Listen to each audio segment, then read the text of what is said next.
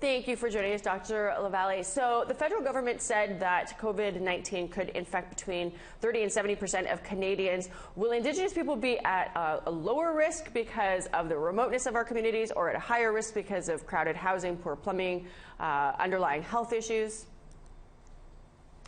We really can't say at this moment, and even the models that look at how fast the virus will travel and how many people will be exposed, I believe, vary.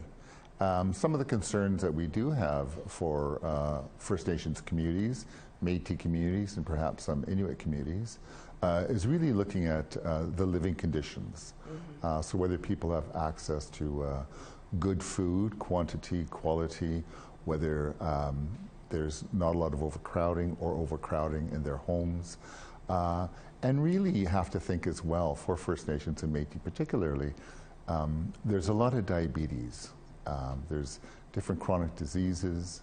And so those things can actually, when you think about it, make a person perhaps more vulnerable, or perhaps they can get sicker if the virus comes. So that certainly is on the minds of a lot of people at this point, including First Nations and Métis leadership. Yeah. What advice can you share with our viewers about how to protect yourself? And for, if we talk about going to self-isolation, if you think that you may have been exposed, you're not feeling well, and you don't know what it is, how do you even go into self-isolation if you're living in a home with, say, 10 people? Sure, that's a great question. I think people in the communities have to think about this not as an individual going into isolation, but really take it to the family. So if you have a couple of people who are sick, a child and perhaps a mom or dad or whoever's at home, the family itself probably has to go into isolation. So unlike what some of the messaging is about a personal self-isolation, sometimes it's not practical.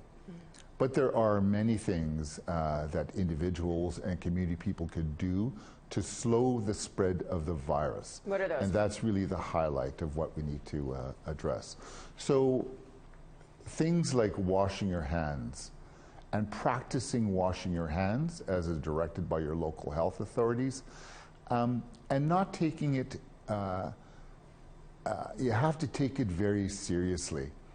If we can slow the virus coming into the communities, we actually can ensure that the local health providers can serve those who need to be seen.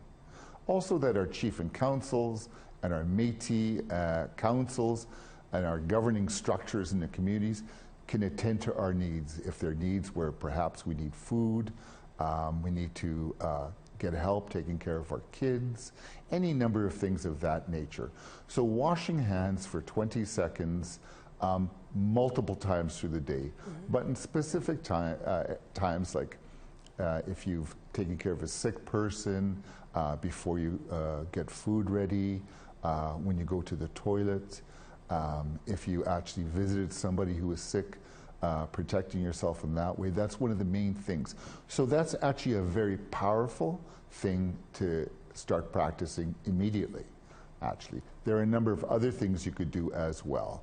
So I want to remind people that getting your medications, if you have diabetes or if you have any other kind of illness, if you've had a stroke or heart disease, if you've had cancer, really practice taking care of yourself and making your immune system or your body able to handle the virus should it come your way. So get your medications, take care of yourself, and this really, for all of our community people, this is an opportunity to really consider to stop smoking.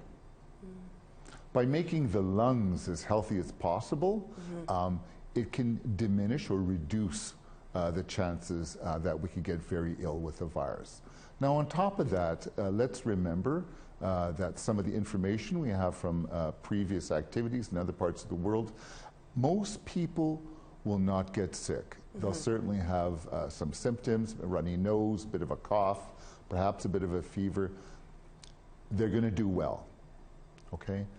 You have to think about, in your communities, whether you're in Edmonton, Toronto, Winnipeg, or the far north, watch out for your grandma and grandpa. Watch out for your old uncle and auntie. or perhaps the people who live alone and don't have a lot of support. Someone in the community, in the family, has to take the obligation to go bang on the door and find out if your auntie or uncle is doing well. We know that with this virus, particularly those who are older and those who have those chronic diseases I mentioned, like diabetes, etc., they're the ones we worry about. Okay, so watch out for them. Yeah. Well, thank you. This is very valuable advice. I know we all appreciate it, and thanks for calming us down a little bit. Okay, you're welcome.